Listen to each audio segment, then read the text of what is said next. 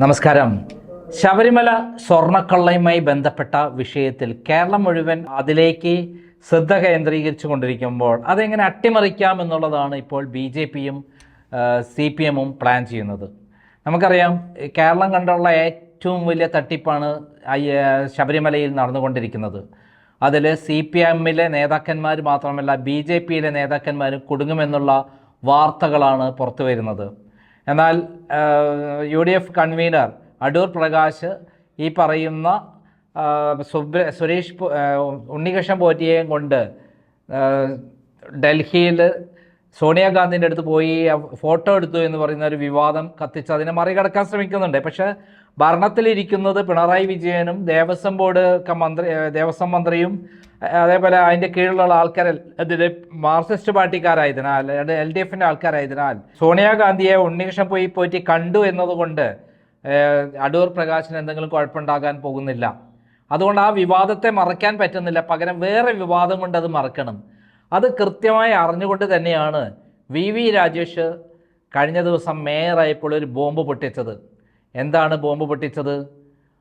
അതിന് മുമ്പായിട്ട് ആ ബോംബ് പൊട്ടിക്കുന്നതിന് മുമ്പ് നമ്മൾ മനസ്സിലാക്കേണ്ട ഒരു കാര്യം, VV രാജേഷ് എങ്ങനെയാണ് മേയറായത്? നമ്മുടെ ശ്രീലേഖ IPSനെ മേയറാക്കിയതൊക്കെ അവസാനം ഭക്ഷണം വിളമ്പാൻ ഇല ഒക്കെ വെച്ച ശേഷം രാജീവ് ചന്ദ്രശേഖർ ഡൽഹിയിൽ പോയി ശ്രീലേഖയാണ് മേയർ എന്ന് പ്രഖ്യാപിക്കാൻ സമയത്ത് വി മുരളീധരനും K സുരേന്ദ്രനും VV രാജേഷും അതേപോലെ പിണറായി വിജയനും ചേർന്ന് ഡൽഹിയിൽ അമിത്ഷായ്ക്ക് കൃത്യമായി നിർദ്ദേശം കൊടുത്ത് അങ്ങനെ രാജീവ് ചന്ദ്രശേഖരൻ്റെ തലയ്ക്ക് മുകളിലൂടെയാണ് VV രാജേഷിനെ കൊണ്ടുവന്നത്. അതായത് ശ്രീലേഖയെ അട്ടിമറിച്ച് ഒരൊറ്റ നിമിഷം കൊണ്ട് മേയറായ ആളാണ് VV രാജേഷ്. കഴിഞ്ഞ ഒരു വർഷമായി തിരുവനന്തപുരത്ത് BJPക്കുള്ളിൽ തീരെ മൂലക്കിട്ട ഒരാളായിരുന്നു VV രാജേഷ് എങ്കിൽ ഇന്ന് ഏറ്റവും അധികം ശ്രദ്ധിക്കപ്പെടുന്ന ഒരാളാണ് VV രാജേഷ്. ആ VV രാജേഷ് എന്നെ ഒരു ഉത്തരവാദിത്തം കൊടുത്തിരുന്നു പിണറായി വിജയൻ. കാരണം ഞാൻ മേയറാക്കി തരുമ്പോൾ ചില ഉത്തരവാദിത്തങ്ങൾ തിരിച്ചു തരണം. ഇപ്പോൾ സ്വർണ്ണക്കള്ളക്കടത്തുമായി ബന്ധപ്പെട്ട വിഷയത്തിൽ BJP മിണ്ടാൻ പാടില്ല, മാത്രമല്ല ആ വിഷയം മറയ്ക്കാൻ മറ്റൊരു വിഷയം കൊണ്ടുവരണം.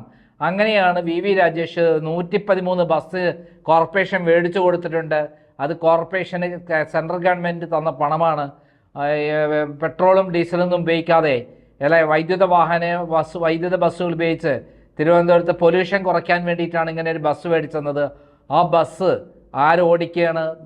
നമ്മുടെ KSRTC ഓടിക്കുകയാണെന്നുള്ള പറയുന്ന ഒരു കാര്യം. ഈ ആരോപണം ഉന്നയിച്ച ശേഷം അതിനകത്ത് വളരെ നമ്മുടെ മന്ത്രി ഗണേശൻ അതിന് മറുപടി പറയുകയുണ്ടായി. ഇതിന് പകരമായിട്ട് വളരെ വിനയത്തോടുകൂടി ലളിതമായി, എനിക്കധികം പരിചയമൊന്നുമില്ല, ഞാൻ ഗണേശൻ അത്ര പരിചയമില്ലാത്ത ഒരാളാണ്, ഗണേശൻ മന്ത്രിയായ ആളാണ്, വലിയ മുഖ്യമന്ത്രിമാരുടെ കീഴിൽ വർക്ക് ചെയ്ത ആളാണ്, മാത്രമല്ല അദ്ദേഹത്തിന് രാഷ്ട്രീയ പാരമ്പര്യമുണ്ടെന്നൊക്കെ സുഖിപ്പിച്ചുകൊണ്ട് ഒരു പ്രസ്താവന ഇറക്കി. എന്നിട്ട് പറഞ്ഞു, ഇതിലിങ്ങനെ ഒരു വിവാദമുണ്ട്, ഞങ്ങൾക്ക് ഈ ബസ് ഈ തിരുവനന്തപുരംകാർക്ക് ഓടിക്കാൻ വേണ്ടി, തിരുവനന്തപുരത്തെ ജനങ്ങൾക്ക് വേണ്ടിയിട്ടുള്ളതാണ് എന്ന് പറഞ്ഞൊരു പ്രസ്താവന ഇറക്കിയത്. ആ പ്രസ്താവന കേൾക്കാം. വെല്ലുവിളിക്കാനല്ല അദ്ദേഹം എന്നെക്കാൾ കൂടുതൽ തെരഞ്ഞെടുപ്പിന് ജയിച്ചിട്ടുള്ള, ഞാൻ രണ്ടാമതായിട്ടാണ് തെരഞ്ഞെടുപ്പിന് ജയിക്കുന്നത്. അത് ഒരു വാർഡിൽ നിന്നാണ് ജയിച്ചത്. അദ്ദേഹം എന്നെക്കാൾ വളരെ മുമ്പ് എന്നെ പ്രായത്തിൽ തന്നെ ജയിക്കുകയും മന്ത്രിയാവുകയൊക്കെ ചെയ്തിട്ടുള്ള പ്രഗത്ഭരായ മുഖ്യമന്ത്രിമാരോടൊപ്പം പ്രവർത്തിച്ചിട്ടുള്ള പാരമ്പര്യമുള്ള ആളാണ്. നല്ലൊരു രാഷ്ട്രീയ പാരമ്പര്യമുള്ള കുടുംബത്തിൽ നിന്ന ആളാണ്. അപ്പോൾ അദ്ദേഹത്തിന് എന്നെക്കാൾ കൂടുതൽ ജനങ്ങളുടെ വികാരം അറിയാം. അദ്ദേഹം സ്വാഭാവികമായിട്ട് ഒരു ഗ്രാമീണ മണ്ഡലത്തിൽ നിന്ന് ജയിച്ചു വന്ന ആളാണ്. അതുപോലുള്ള ജനങ്ങളുടെ വികാരം ജനപ്രതി എന്നുള്ള അല്ലെങ്കിൽ എൻ്റെ ഒരു കൗൺസിലറുടെ ഒരു മേയറുടെ ഉത്തരവാദിത്വമാണ് പറഞ്ഞത്. കൃത്യം ഇത് പുറത്തു വന്ന് കുറച്ച് സമയത്തുള്ള തന്നെ ഗണേശൻ 2 ദിവസത്തിനുള്ളതിന് മറുപടിയുമായി ഇറങ്ങി. ആ മറുപടി കേട്ട് കഴിഞ്ഞാൽ ഒറ്റയടിക്ക് ഗണേശൻ VV രാജേഷിനെ അടിച്ചൊതുക്കി എന്ന് തോന്നിപ്പോകും. അതിന് കാരണം 5 വർഷമായി ഈ ബസ് ഓടിച്ചുകൊണ്ടിരിക്കുന്നതിൽ കേരള ഗവൺമെൻറ്റിന് 500 കോടിയുമുണ്ട് എന്ന് പറയുന്ന ഒരു കാര്യമാണ് അദ്ദേഹം പറഞ്ഞത്. വെറും 113 കോടി രൂപ മാത്രമാണ് തിരുവനന്തപുരം കോർപ്പറേഷൻ്റേതുള്ളത്. അങ്ങനെയുള്ള കാര്യത്തിൽ കേരള ഗവൺമെൻറ്റിൻ്റെയും കൂടെ ഫണ്ട് ഉപയോഗിച്ച് വാങ്ങിയ ഈ ബസ്സിൻ്റെ ഞങ്ങൾക്ക് കൂടെ അവകാശമുണ്ട്. എന്നിരുന്നാലും ഈ ബസ്സെല്ലാം ഞങ്ങൾ വിട്ടുതരാൻ തയ്യാറാണ്. ആ ബസ് ഇനി 5 വർഷം ഇപ്പം 5 വർഷം ഞങ്ങൾ ഓട്ടിച്ചു കൊണ്ടു നടക്കുകയാണ്. 28 ലക്ഷം രൂപ വേണം ഇനി ആ ബസ്സിന് ബാറ്ററി മേടിക്കാൻ. മാത്രമല്ല തിരുവനന്തപുരം സിറ്റി വിട്ട് ദൂരത്തേക്കുള്ള ബസ്, അവിടെയുള്ള ആളുകൾക്കൊക്കെ ഉപകരിക്കുന്ന ബസ്, ഇനി അവിടെയുള്ള ജനങ്ങൾക്കൊന്നും ബസ്സിൽ കയറി വരണ്ട എന്നുള്ളതാണോ നിങ്ങളുടെ ഉദ്ദേശം എന്ന് പറയുന്ന ഒരു വലിയ തന്ത്രം തന്നെ ഇന്നലെ ഗണേശൻ പൊട്ടിക്കുകയാണ്. കേട്ട് കഴിഞ്ഞാൽ ഒറ്റയടിക്ക് നമ്മൾ തോന്നിപ്പോകും എത്ര കൃത്യമായി ജനങ്ങൾക്ക് വേണ്ടിയിട്ടാണ് ഗണേശൻ ഇത്തരത്തിൽ ഇങ്ങനെ ഒരു കാര്യം ചെയ്യുന്നതെന്ന് തോന്നിപ്പോകും. നമുക്ക് ഗണേശൻ്റെ പ്രസ്താവന കേട്ട് നോക്കാം. അടുത്ത വർഷം നോക്കുമ്പോഴത്തേന് ബാറ്ററി തീരും. ബാറ്ററി പോയി 5-ാം വർഷം ബാറ്ററി പോയാൽ 28 ലക്ഷം രൂപ വേണം ഇതിൻ്റെ ഒരു വണ്ടിയുടെ ബാറ്ററി വാങ്ങാൻ. ഒരു കാര്യം നിങ്ങൾ മനസ്സിലാക്കൂ, ഇത് വലിയൊരു സംഭവമായിട്ടൊന്നും പറയരുത്, ഇത് കൈനഷ്ടം തന്നെയാണ്. കാരണം 28 ലക്ഷം രൂപ കൊടുത്താൽ ഒരു മിനി ബസ് കിട്ടും, ഡീസൽ മിനി ബസ് കിട്ടും. അപ്പോൾ നമ്മൾ വാങ്ങിയല്ലോ, ഐഷറിൻ്റെ വണ്ടി വാങ്ങി, നിങ്ങൾ കണ്ടതാണ്. ആ വണ്ടിയുടെ ശരാശരി കിലോമീറ്റർ വരുമാനം എന്ന് പറയുന്നത് 52 രൂപ വരെ വരുന്നുണ്ട്. കോടി വരെയാണ് ഇപ്പോൾ പുതുതായിട്ട് വരുന്നുണ്ട്. അതിൻ്റെ വില എന്ന് പറയുന്നത് 28 ലക്ഷം. ഇതിൻ്റെ വില 1 കോടി രൂപയാണ് ഒരു വണ്ടിക്ക്. ഒരു വണ്ടിക്ക് 1 കോടി രൂപ. 5-ാം വർഷം ഈ വണ്ടിക്ക് 25 ലക്ഷം രൂപ 28 ലക്ഷം രൂപയ്ക്ക് ബാറ്ററി വാങ്ങണം. ഇതെല്ലാം വളരെ വ്യക്തമായി കാണാം. സാങ്കേതികമായി അറിയാവുന്നവർക്ക് ഇത് മനസ്സിലാവും. പക്ഷേ ഇതിൻ്റെ ഈ വലിപ്പം തന്നെയുള്ള ഡീസൽ മിനി ബസ് വാങ്ങിയ വണ്ടികൾക്ക് 50-ന് മേളിൽ EPKയും കിട്ടുന്നുണ്ട്, ഗ്രാമപ്രദേശങ്ങളിലൊക്കെ ഓടുന്ന വണ്ടികൾ. പിന്നെ നെടുമങ്ങാട് താമസിക്കുന്നവരെയും പോത്തൻകോട് താമസിക്കുന്നവരെയും ആറ്റിങ്ങൽ താമസിക്കുന്നവരെയും നെയ്യാറ്റിങ്കര താമസിക്കുന്നവരെയും തിരുവനന്തപുരത്തേക്ക് കൊണ്ടുവരാൻ പറ്റില്ല, വണ്ടി കയറ്റൂല എന്ന് പറയാൻ കേരള സർക്കാരിന് കഴിയില്ല. എനിക്ക് വളരെ ക്ലിയറായിട്ട് പറയാം. മേയർ അദ്ദേഹം എന്നോട് സംസാരിക്കുകയോ ഞങ്ങൾ കത്തുകയും ചെയ്തിട്ടില്ല. വളരെ ഫ്രീ ഹാൻഡായിട്ട് പറയുന്നു. അദ്ദേഹത്തിന് ഉറപ്പ് നൽകുകയാണ്, അദ്ദേഹം ഇത് ഞങ്ങൾക്ക് വേണമെന്ന് എഴുതി തന്നാൽ 24 മണിക്കൂറിനുള്ളിൽ ഈ 113 വണ്ടികളും കോർപ്പറേഷൻ തിരിച്ചു കൊടുത്തേക്കാം. കോർപ്പറേഷൻ അത് കൊണ്ടുപോയി അവർക്ക് ഇഷ്ടമുള്ള സ്ഥലത്തിടാം. ഞങ്ങളുടെ ഡിപ്പോയിൽ ഇടാൻ ഒക്കത്തില്ല. ഞങ്ങൾ പകരം 150 വണ്ടികൾ പുറത്തുനിന്ന് കൊണ്ടുവരും. കേട്ടല്ലോ, ഇത് കഴിഞ്ഞ് കുറച്ച് സമയത്തിനുള്ളിൽ തന്നെ കൃത്യമായി ഗണേശനും അതേപോലെ VV രാജേഷും കൂടെ ഇരുന്ന് പ്ലാൻ ചെയ്ത് കൃത്യമായ ഒരു മറുപടി തയ്യാറാക്കി. ഉടൻ തന്നെ VV രാജേഷ് മറ്റൊരു മറുപടി കൊടുത്തു. ഞങ്ങളെ സംബന്ധിച്ചിടത്തോളം ഇവിടെ തിരുവനന്തപുരത്ത് സ്ഥലമില്ലാത്തതുകൊണ്ടല്ല, ആദ്യം പറഞ്ഞത് ഗണേശൻ പറഞ്ഞത് ഞങ്ങളെ KSRTC ഗ്യാരേജിലൊന്നും ഈ വണ്ടി ഇടേണ്ടതാണ്.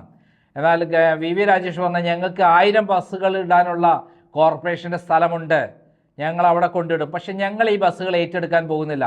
കാരണം 5 വർഷം ഓട്ടിച്ച് അതിൻ്റെ എല്ലാ മജ്ജയും മാംസവും ഒക്കെ തേഞ്ഞ് അതിൻ്റെ രക്തം ഊറ്റി കുടിച്ച ശേഷം ആ ബസ് ഞങ്ങൾക്ക് തിരിച്ചേൽപ്പിച്ചിട്ട് യാതൊരു കാര്യമില്ല. കാരണം ഇനി അത് ബസ് ഓടണമെങ്കിൽ 5 വർഷം കഴിയുമ്പോൾ 28 ലക്ഷം രൂപ മുടക്കി ആ ബസ്സിന് എന്തിടണം, അതിന് ആവശ്യമായ ബാറ്ററി മേടിച്ചിടണം. അതിന് ഞങ്ങൾ തയ്യാറല്ല. നിങ്ങൾ തന്നെ ഓടിക്കേ, പക്ഷെ ഞങ്ങളുടെ ആവശ്യം കരാർ ലംഘിച്ചു എന്ന് പറയുന്നൊരു കാര്യമാണ് എന്ന് പറഞ്ഞുകൊണ്ട് തിരിച്ചടിച്ചു. ആ പറഞ്ഞ കാര്യം കൂടി ഒന്ന് കേൾക്കാം.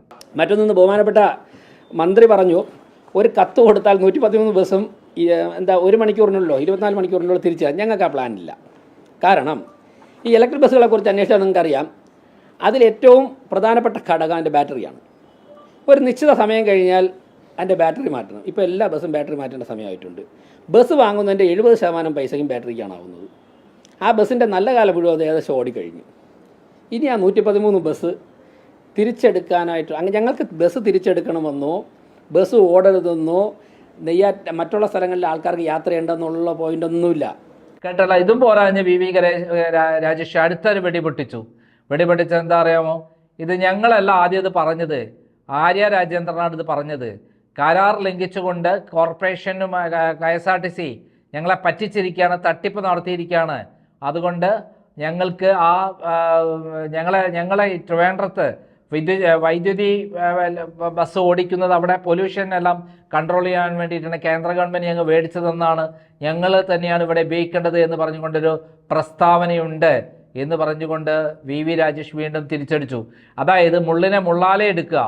അതായത് ഇടതുപക്ഷ മുന്നണി ഗവൺമെൻറ്റിൻ്റെ വീഴ്ചകളെ അതേ പടിയിൽ തന്നെ മുള്ളാലെ എടുത്തുകൊണ്ട് അവർക്ക് തിരിച്ചടിക്കുക.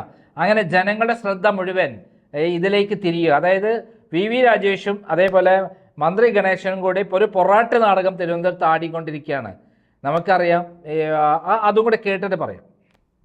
അങ്ങയുടെ ഗവൺമെൻറ് ഗതാഗത മന്ത്രി, അങ്ങയുടെ മുന്നണിയുടെ മേയറും നേതൃത്വം നഗരസഭയുമായിട്ട് ഒപ്പിട്ട കരാർ നടപ്പിലാക്കണം എന്ന് മാത്രം, ഇല്ലെങ്കിൽ വിശ്വാസ്യത പോകില്ലേ. 2024 സെപ്റ്റംബർ മാസം 7-ാം തീയതി മുൻ മേയർ ശ്രീമതി ആര്യ രാജേന്ദ്രൻ്റെ FB പോസ്റ്റാണ് എൻ്റെ കയ്യിലുള്ളത്.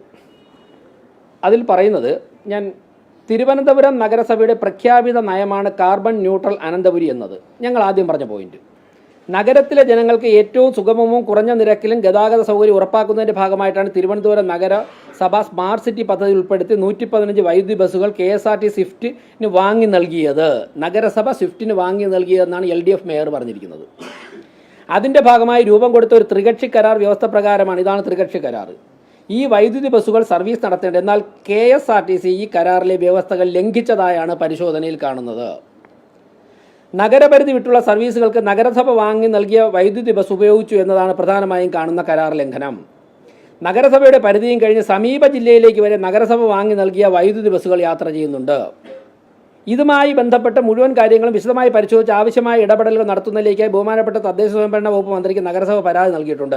സർക്കാർ തീരുമാനം വന്നതിന് ശേഷം തുടർ നടപടികൾ ഭരണസമിതി ആലോചിച്ച് തീരുമാനിക്കും. നഗരത്തിലെ അന്തരീക്ഷ മലിനീകരണത്തിന്റെ തോത് കുറയ്ക്കാനും നഗരവാസികൾക്ക് കുറഞ്ഞ നിരക്കിൽ ഫലപ്രദമായ പൊതുഗതാഗത സൗകര്യം ഒരുക്കുന്നതിന് ലക്ഷ്യമിട്ടുള്ള വൈദ്യുതി ബസ്സുകളുടെ സേവനം ആ ആവശ്യത്തിന് തന്നെ ഉപയുക്തമാകുന്നതെന്ന് നഗരസഭ ഉറപ്പുവരുത്തും എന്ന് തുടങ്ങിയിട്ടാണ് ആര്യ രാജേന്ദ്രൻ്റെ 2024 സെപ്റ്റംബർ 7 ഫേസ്ബുക്ക് പോസ്റ്റ്. അപ്പോൾ LDFിൻ്റെ മേയർ തന്നെയാണ് ഇക്കാര്യങ്ങൾ അന്ന് തന്നെ ഉന്നയിച്ചിട്ടുള്ളത്. അത് മാത്രമേ പറഞ്ഞുള്ളൂ. പക്ഷേ ഞങ്ങൾ വന്നപ്പോഴേക്കും ഈ കരാർ പാലിക്കണം. ഞാനിപ്പോഴും ബഹുമാനപ്പെട്ട മന്ത്രിയോട് പറയുന്നത് ഈ കരാർ പാലിക്കണം. LDF ഗവൺമെൻറ്റിനോട് പറയുന്നത് LDF ഗവൺമെൻറ് ഒപ്പിട്ട കരാറാണ്. LDFിൻ്റെ നഗരസഭ ഭരിച്ചിരുന്നപ്പോഴാണ് കരാർ ഒപ്പിട്ടത്. അത് പാലിക്കണം. ജനങ്ങളുടെ ഭാഗത്തു നിന്നുള്ള ആവശ്യമാണ്. കേട്ടല്ലോ. അതായത് അടിക്കടിയും ഇടുക്കിടിയും തല്ലിന് തല്ലും ചീത്ത പറച്ചലിന് അതിനേക്കാൾ ഭീകരമായി പറയലും അങ്ങനെ അങ്ങോട്ടും ഇങ്ങോട്ടും അടിപിടി കൂടി കാര്യം നിസ്സാരം പ്രശ്നം ഗുരുതരമാക്കി ഒന്നുമില്ലാത്തൊരവസ്ഥയിൽ ജനങ്ങളെ ശ്രദ്ധ അങ്ങോട്ട് കൊണ്ടുപോവുക. എന്നിട്ട് സ്വർണ്ണപ്പാളി വിവാദത്തിൽ BJP നേതാവും അതേപോലെ CPM നേതാക്കന്മാരും തട്ടിയെടുത്ത കോടിക്കണക്കിന് രൂപയുടെ പ്രശ്നങ്ങളിൽ നിന്ന് ജനങ്ങളുടെ ശ്രദ്ധ തിരിക്കുക എന്നുള്ള ലക്ഷ്യം മാത്രമാണ് ഇതിൻ്റെ പിന്നിൽ. അല്ലെങ്കിൽ VV രാജേഷ് കൃത്യമായി പറയണം, ഞങ്ങൾക്ക് 5 വർഷം ഓട്ടിച്ച വകയിൽ ഞങ്ങൾക്ക് ഇത്ര ലാഭം കിട്ടാനുണ്ട്, ആദ്യം ഇവിടെ കൊണ്ടുവെക്ക് എന്ന് പറയണം. അങ്ങനെ പറയാൻ VV രാജേഷ് തയ്യാറല്ല. ബഹുമാന പുരസരം മേയർ അദ്ദേഹവും മന്ത്രിയും തമ്മിലുള്ള ഈ നേർക്കുനേർ യുദ്ധം കണ്ടു നിൽക്കുന്ന കാണികൾക്ക് രസം തോന്നുമെങ്കിലും ഇതിൻ്റെ പിന്നിലുള്ള കളി പിണറായി വിജയൻ്റെ തലച്ചോറാണ്, ചാണക്യ ബുദ്ധിയാണെന്ന് അതിലപ്പുറം അറിയേണ്ട ആവശ്യമുണ്ടോ? ഈ VV രാജേഷിനെ തിരുവനന്തപുരത്തെ മേയറാക്കി പ്രതിഷ്ഠിച്ചിട്ടുള്ളതും BJP അധികാരത്തിലെത്തിക്കാൻ 16 സ്ഥലങ്ങളിൽ CPM വോട്ട് മറച്ച് കൊടുത്തിട്ടുള്ളതും പിണറായി വിജയനല്ലേ? ആ പിണറായി വിജയനും VV രാജേഷും കൂടി കളിക്കുന്ന ഒത്തുകളി കണ്ട് രസിക്കാൻ അത്ര രസമൊന്നുമില്ല കേട്ടോ. കാരണം സ്വർണ്ണ തട്ടിപ്പിൽ പിണറായി വിജയൻ ഏത് സമയത്തും കുടുങ്ങും, കടകംപള്ളി ഏത് സമയത്ത് കുടുങ്ങും എന്നുള്ളൊരവസ്ഥയിൽ അങ്ങനെ പോവുകയാണ് കേരളം. അത് കാത്തിരിക്കുന്ന സമയത്ത് ഇത്തരത്തിൽ ഉണ്ടയില്ലാ വെടി പൊട്ടിച്ച് ജനങ്ങളെ ശ്രദ്ധ മാറ്റല്ലേ VV രാജേഷേ. താങ്കൾ നല്ലൊരു മിടുക്കനായ ഒരു രാഷ്ട്രീയ നേതാവാണെന്ന് കുറച്ച് ദിവസം കൊണ്ട് തെളിയിച്ചിട്ടുണ്ടെങ്കിലും അത് പിണറായി വിജയനുമായുള്ള ധാരണപ്രകാരം നടത്തുന്ന കസർത്തുകളാണെന്ന് മനസ്സിലാക്കാൻ അധിക സമയം വേണ്ടിവരില്ല എന്നുകൂടി മനസ്സിലാക്കുക. നന്ദി, നമസ്കാരം.